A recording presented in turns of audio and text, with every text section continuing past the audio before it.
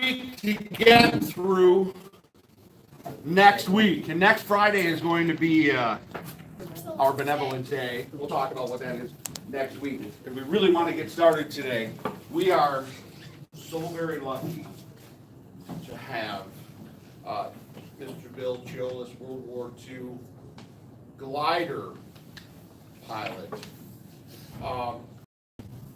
One of these days, we are going to start running out of, we probably already have, started running out of good primary sources of World War II. We do our primary sources all the time.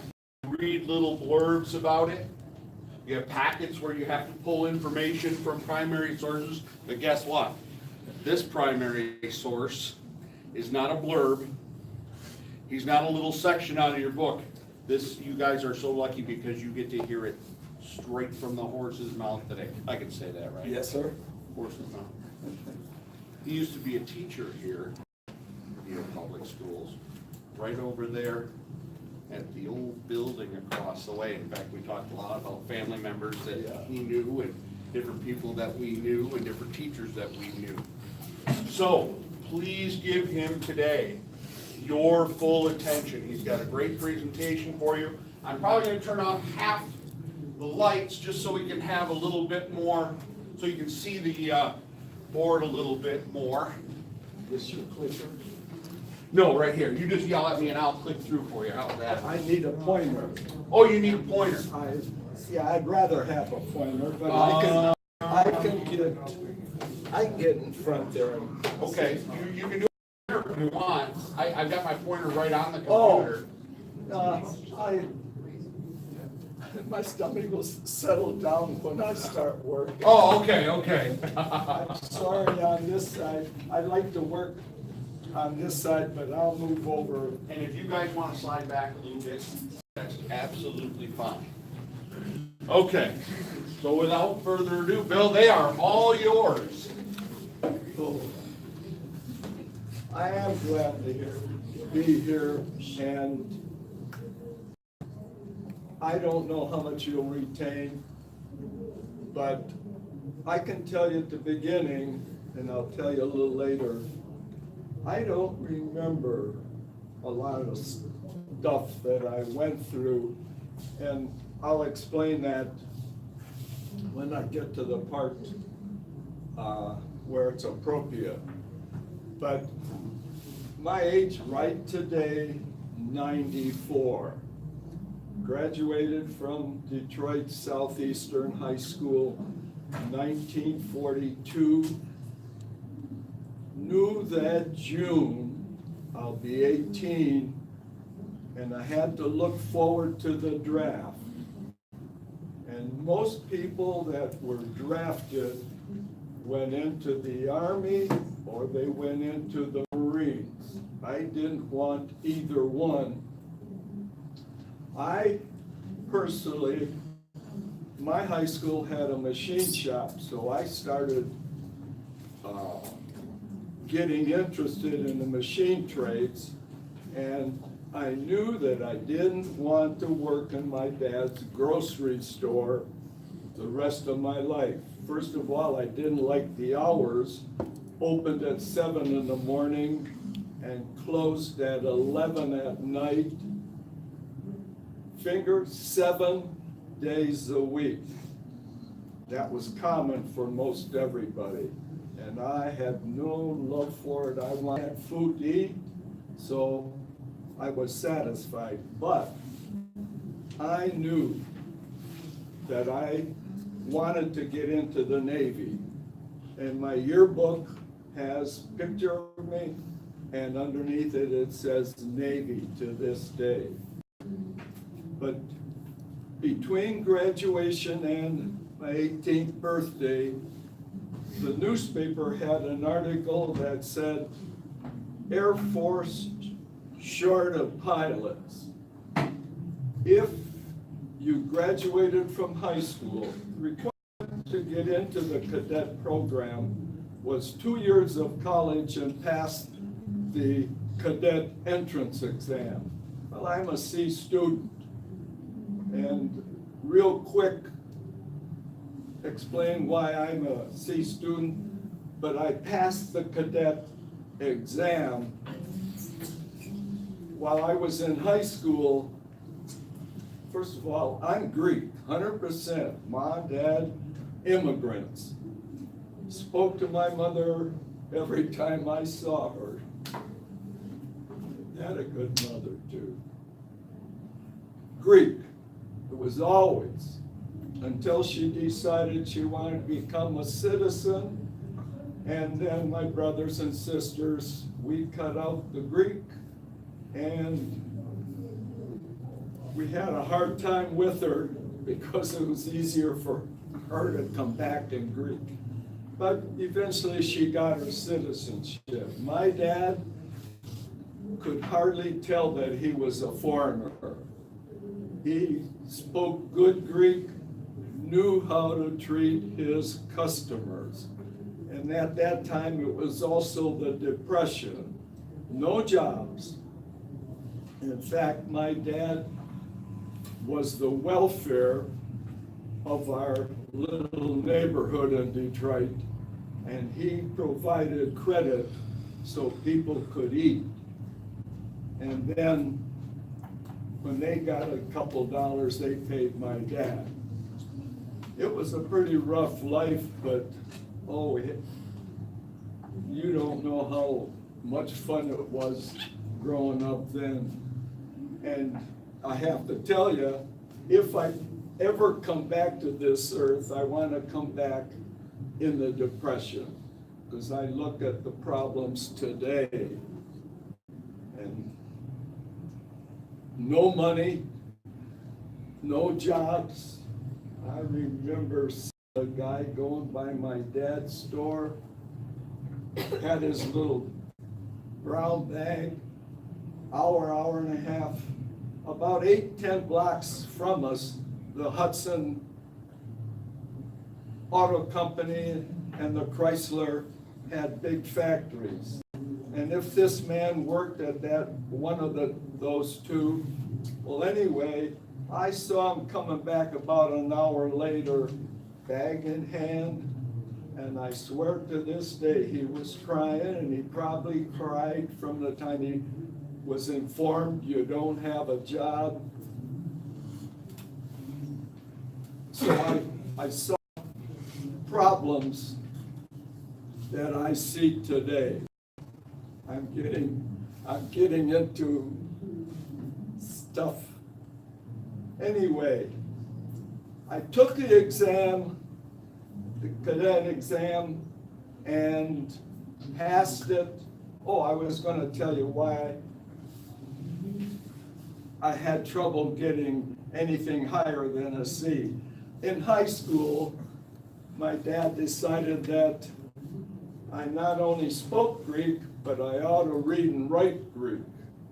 So I went to Greek school in the church basement, and yes, I can't now, because if you don't use it, you lose it.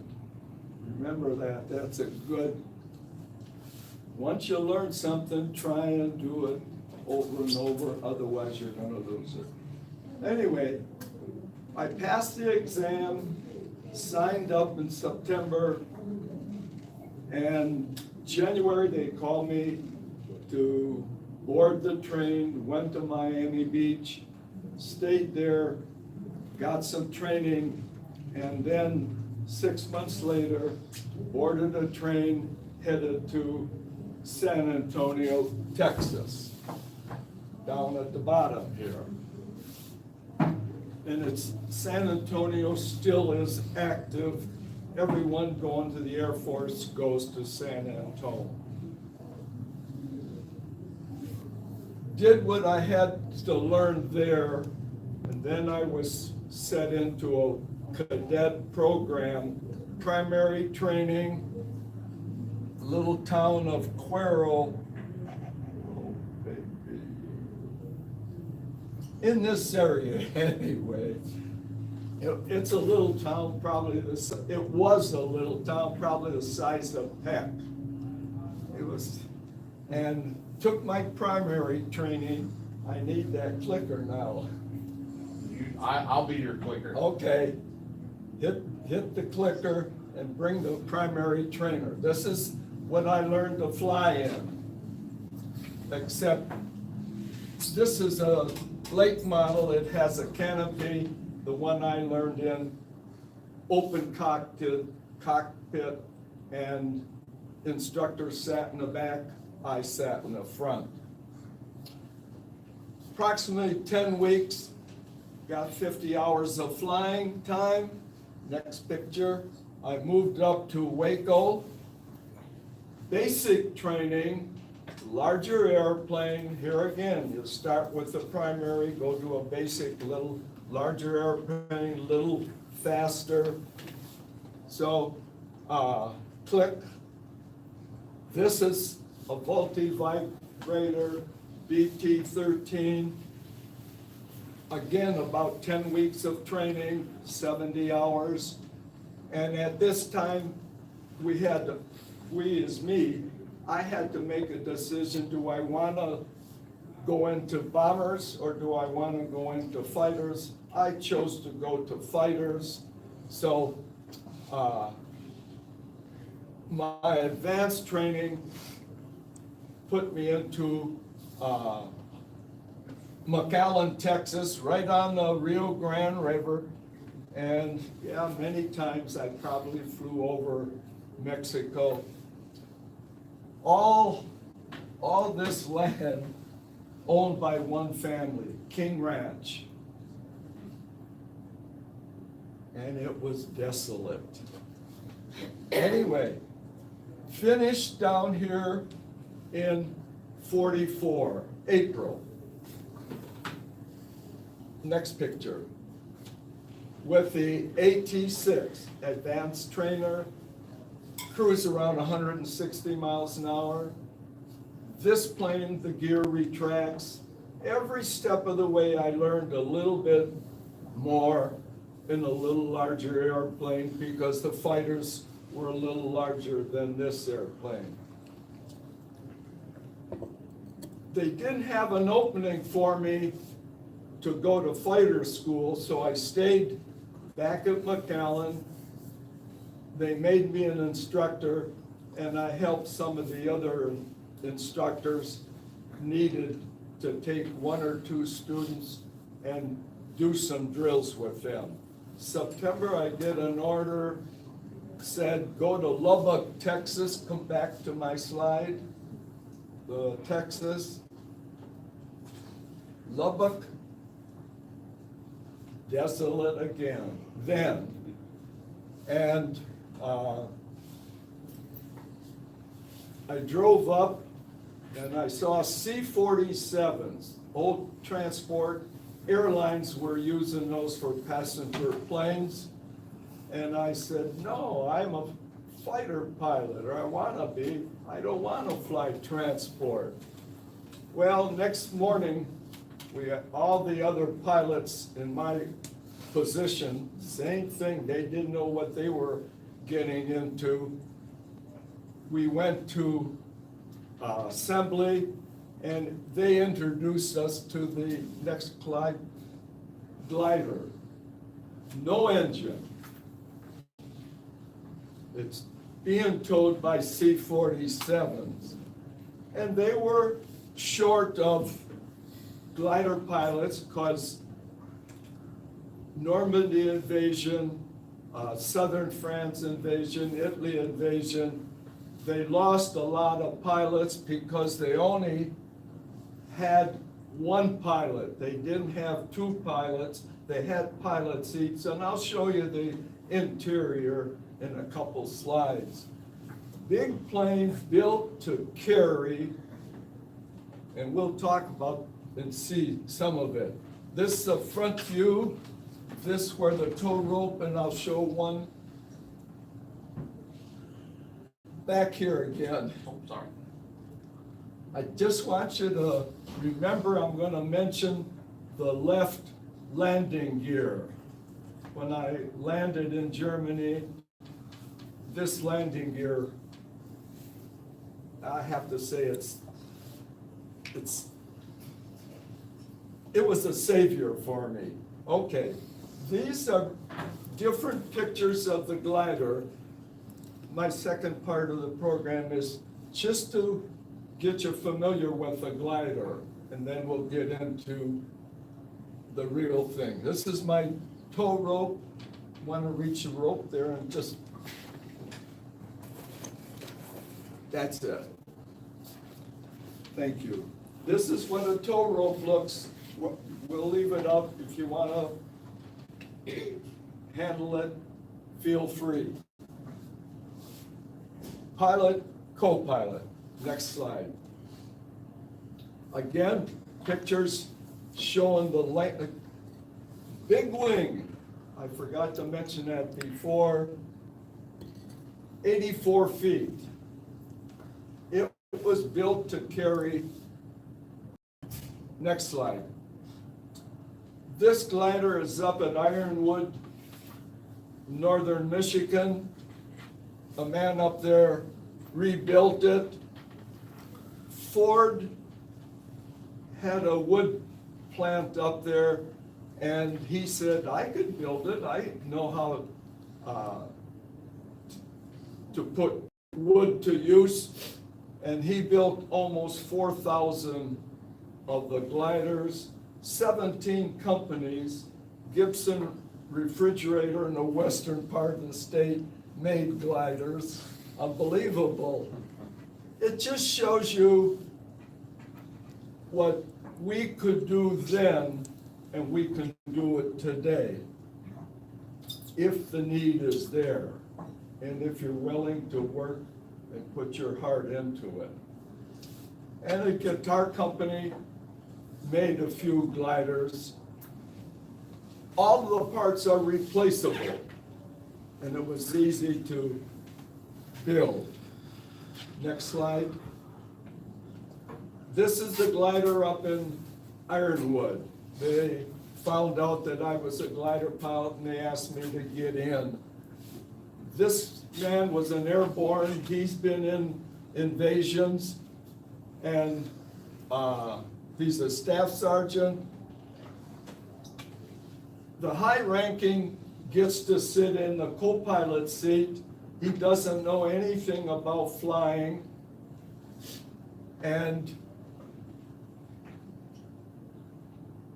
when we come into an invasion, like in my case, 400 feet above the ground is when the tow plane, and we'll get to that, gives me a green light, meant that I had to release. If I didn't release, he would release the tow rope. I won't. I'm getting ahead. But anyway, this is the steering, push to go down, pull to go up, turn it right, turn it left, rudders, left or right. Pretty close. These seats, if they were turned, there isn't much room between us, and I'll talk about that on my landing. Next one. It'll carry 12 fully loaded men, and the reason that most of the commanders like the gliders, when you land, your sergeant has his men right there. If you, and I'll show a picture, if you drop them out of a C-47, they're spread out to almost the 21 men in the plane. They're spread out on the ground when they land about a mile from the first guy that landed to the last guy that jumped out. So there's a difference and a distance to get all those guys back together as a group. They're a group right now when they land. Next one. This is how they unload the glider.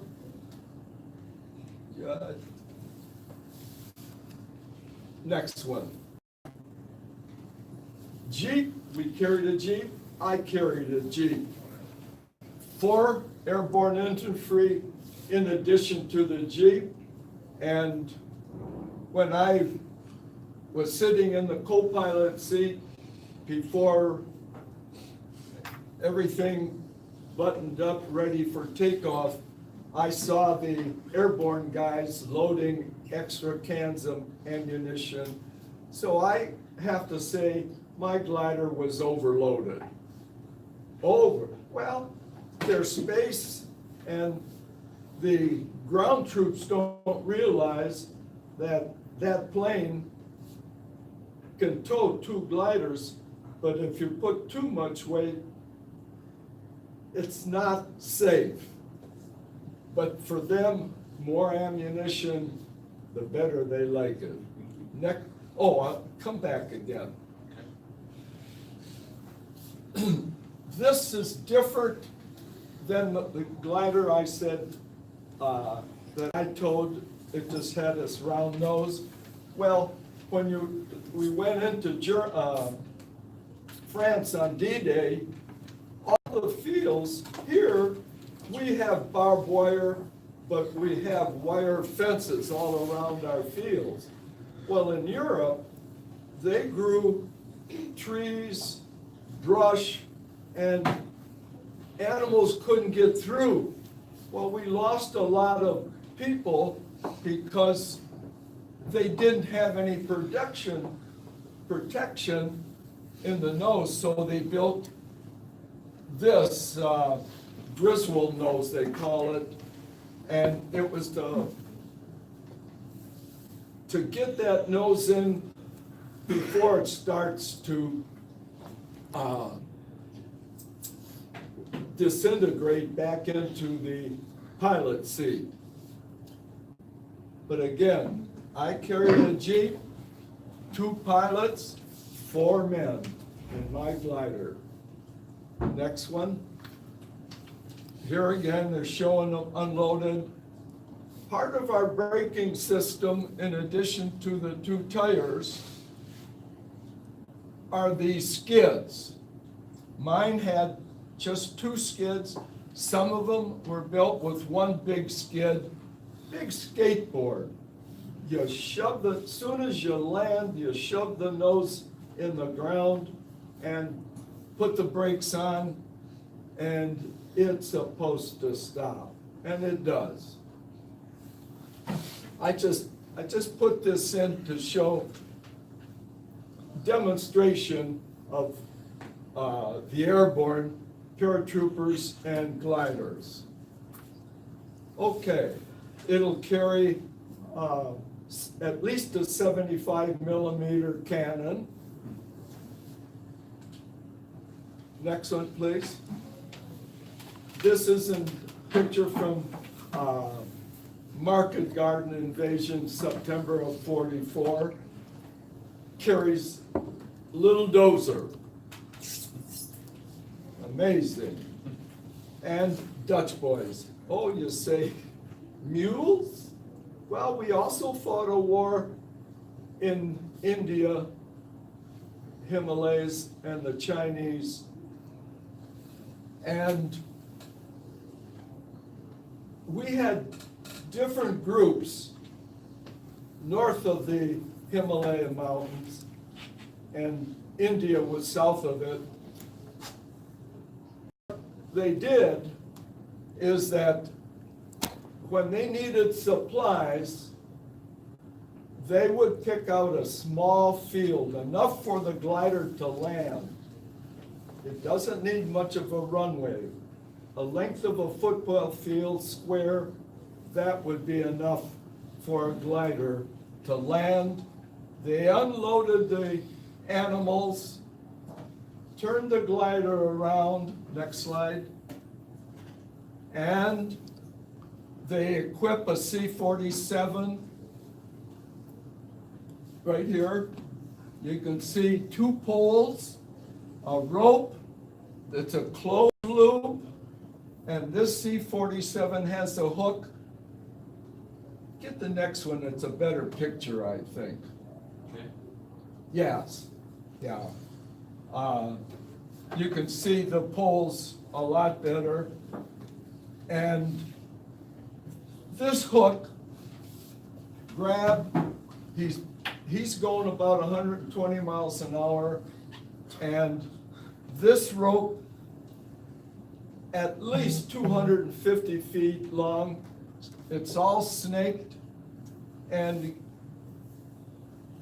this plane has that much before it picks that glider up, just like a slingshot. The rope will stretch, and all of a sudden, 50 feet, 60 feet, that glider's in the air. They're ready to go south over the Himalayas again. So they were used a different way. Next one, please. That had to be just like a slingshot. Oh, I can imagine. I don't think I'd land. This is the hook. And there's a special mechanism inside the plane. It's the same mechanism that we use on aircraft carriers, but a little smaller. It doesn't have to lift much as compared to trying to stop F4U Corsair landing on an aircraft carrier landing at 100 miles an hour. So this is a little lighter equipment. Next one. Towards the end of the war, they didn't, when I say they, the airborne didn't think they had enough gliders, or they used too many gliders to land in a field, so they designed the, well, my glider, the front end would fit in there, the rest of it wouldn't. The British glider is a trifle bigger than this. Takes a 4-engine bomber to carry and tow this. I'll have one of them. Okay, now,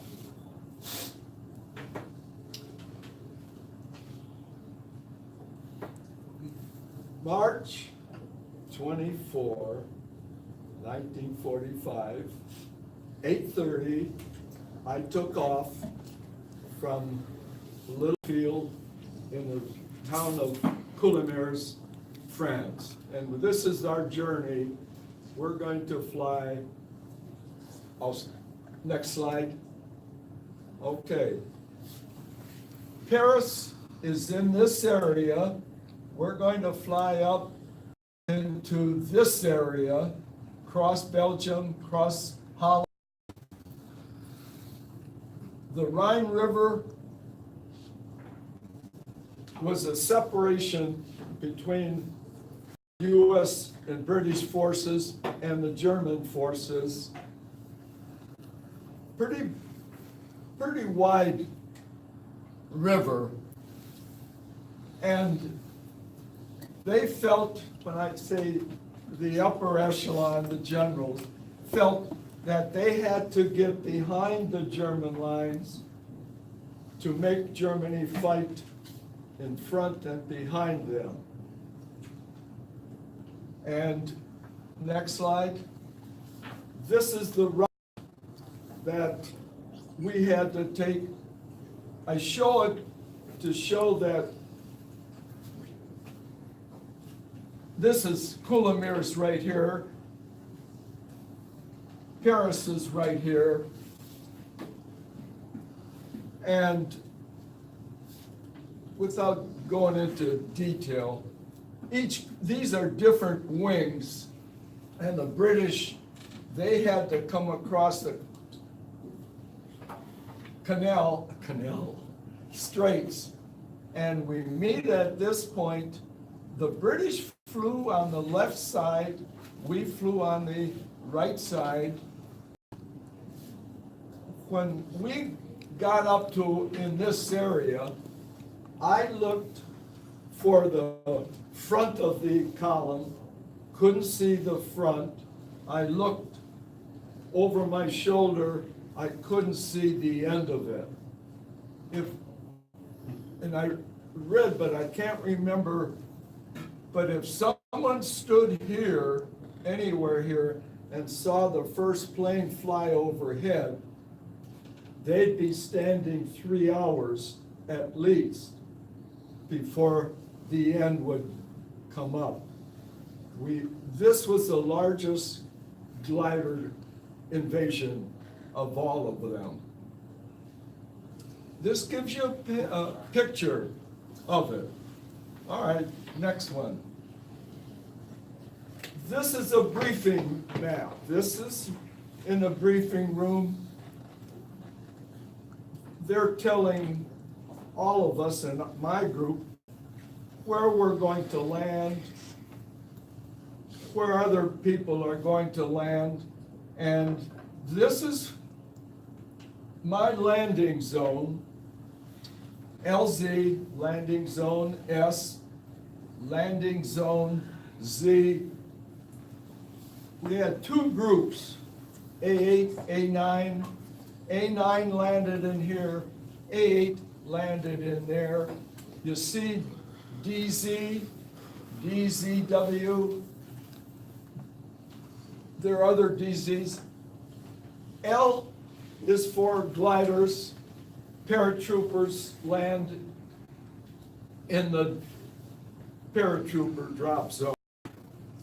Again, keeping the forces that you have together so that you can use them efficiently. This is a pretty big town of Wessel, and that's the Rhine River that we went over. This is about 12 miles behind German lines. Next one. I just got this slide. I've been looking for one like this for almost 3 years. You can read Officer Hayworth, and Second Lieutenant Belcholas. This is my glider. And my tow plane, the pilot was Cecil Schaff, and the Schaff family, as a young kid I remember, they had carpet business in Flint. So we were Michiganders, I guess. And the other, Cecil towed 2 gliders. We'll see that. I'm on the short tow, 250-foot long rope. You can't see, you can see the rope attached, but it's snaked, gives him a chance, the plane a chance to get rolling. And I move out, and then at 300 feet, he starts moving. I fly off the left wingtip. The long tow flies off the right wingtip. So for safety, I'm ahead of the long tow, and he's further back. So it gets rough sometimes. And some of the guys, a little slow in controlling, they cross. That's why we fly on the wingtip, so it gives us all a chance to move around without endangering the other.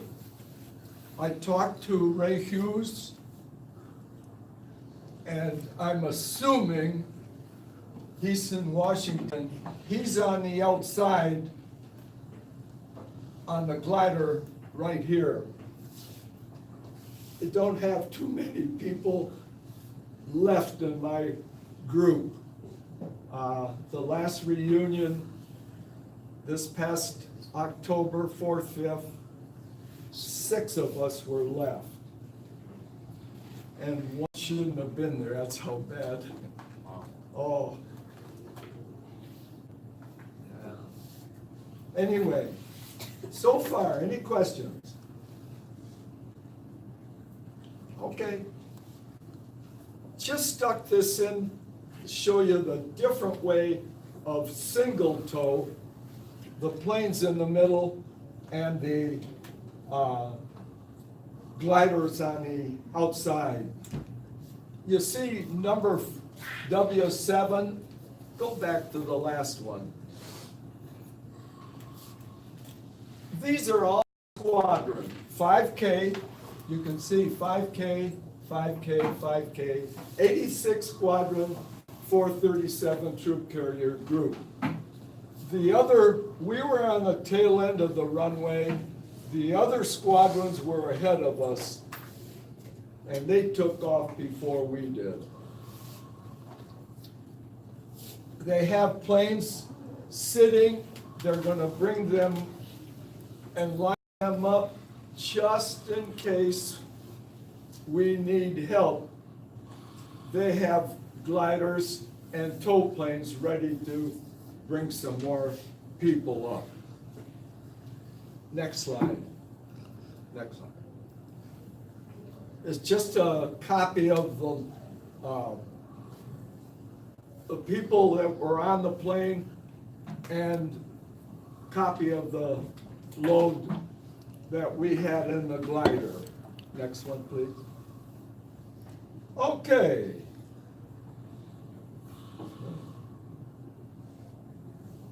This is my landing field. I'm willing to bet that I found my landing field. Okay, leave it on. When we crossed the Rhine, a smoke screen was laid between the Rhine and before we got to our landing zone, and we had to fly by instruments, and all of a sudden we got in the open, and I think, here again now, stuff that I forgot, I thought when we got into the clear area, we didn't move left or right too much, and we lined up ready to land. And when we settled on a glide path, both the pilot and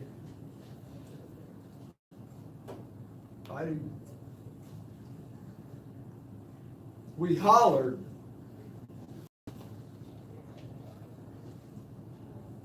Right here, barely see it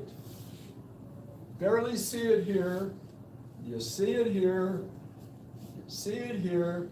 If you laid a string from this one to that one, straight line, there's a transmission line. Oh, boy. And we were lined up right square in the middle of that transmission line. Electrical lines, folks. Well, just the other side of Roseburg, there's the north-south. Every time I go under it, I look, and I can't believe that we landed in that short space. But it sure brings back memories for me. Anyway, I'm saying that I come in this way, got under, and as soon as we got clear of the transmission line because there are other gliders coming behind us and sure didn't want them to fly into us. So not me, pilot, he went closer. This is a canal. The ISO canal turns around and heads to the Rhine River. 150 feet from the canal. He dumps the nose down, the skids take hold, the brakes, he is the pilot, he puts the brakes on, the nose, I didn't bring my large, but anyway, you can visualize that we're landing like this. My field, it's green here, but my field just had been worked. It had to, because soon as the nose dug into the ground, the cockpit filled up with dust. I couldn't see the pilot, and here comes my problem. I must have froze. I didn't move, sitting in my chair, and can't tell you how long I sat until the dust cleared, and I looked over, and the glider pilot, he jumped out of the seat, jumped over the Jeep, and gone. The 4 airborne men, they were gone. I was alone. And I know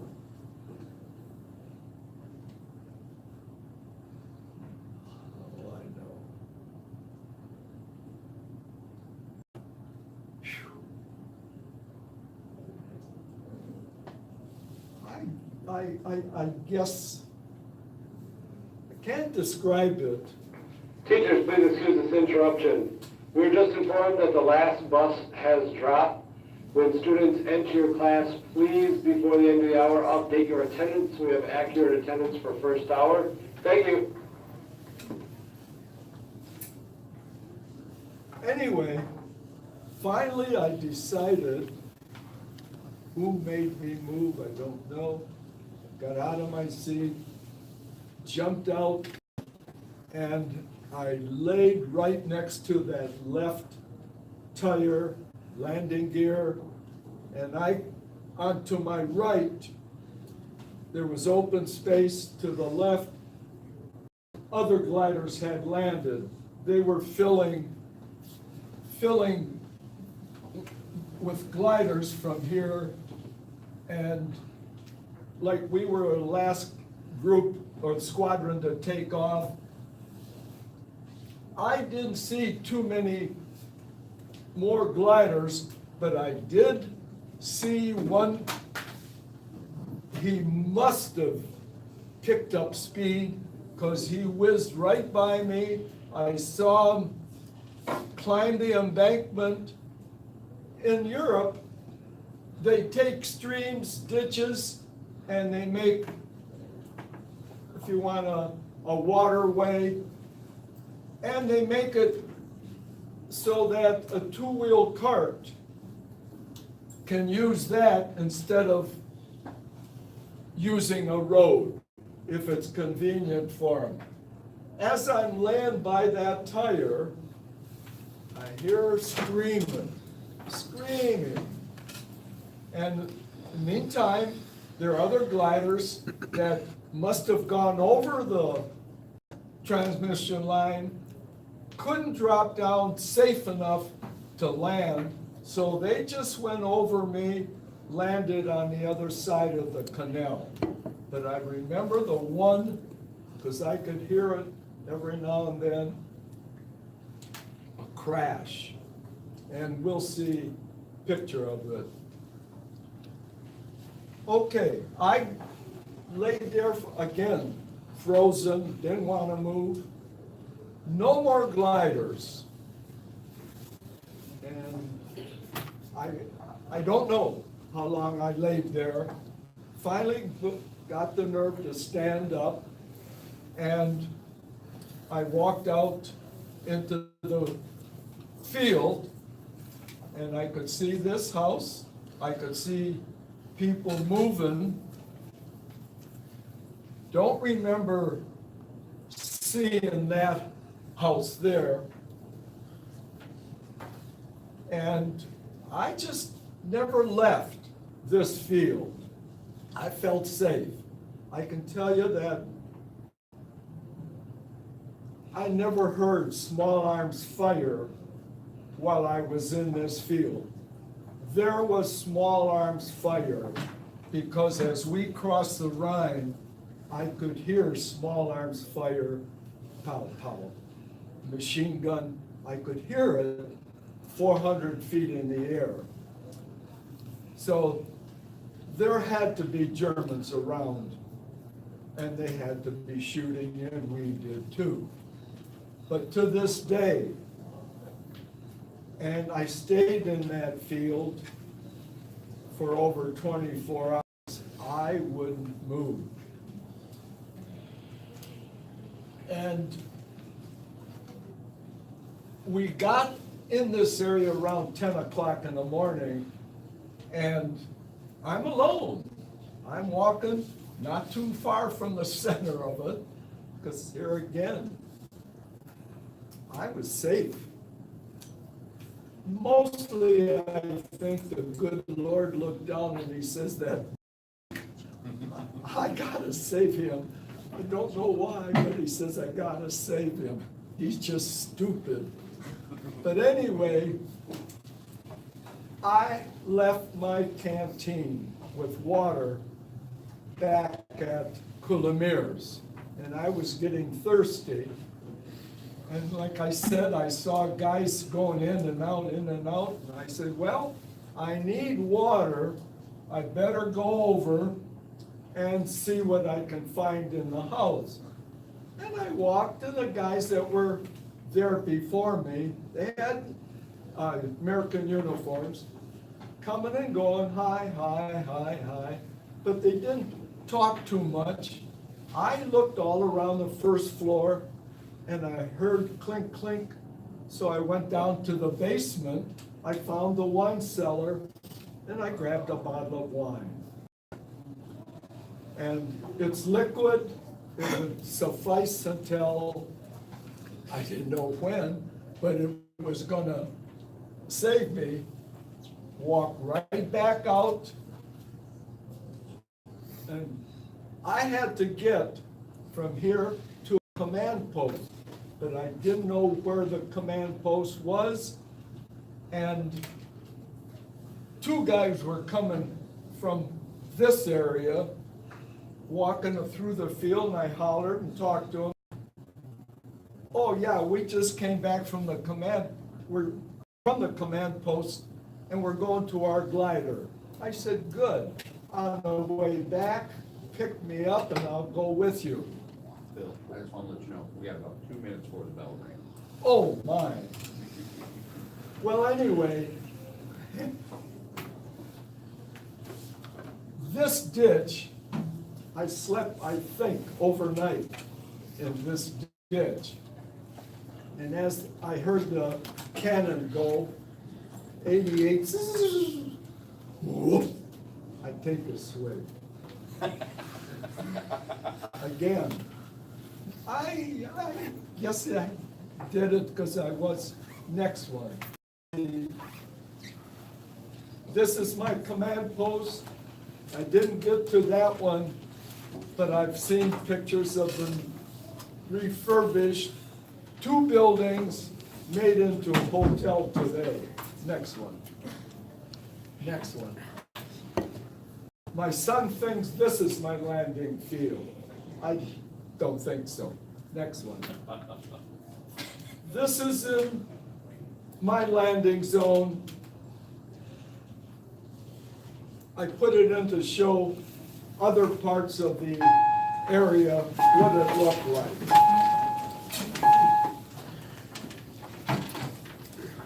I could see C-47, I told you, drop troopers. 21, next one. They stand up, hook, and it's an automatic open. And like I said, it strings them out. This is Holland, September 44. Thanks, Bill. I will excuse everyone. I'll send a message out just in case you're late the second hour. Don't dawdle though, okay?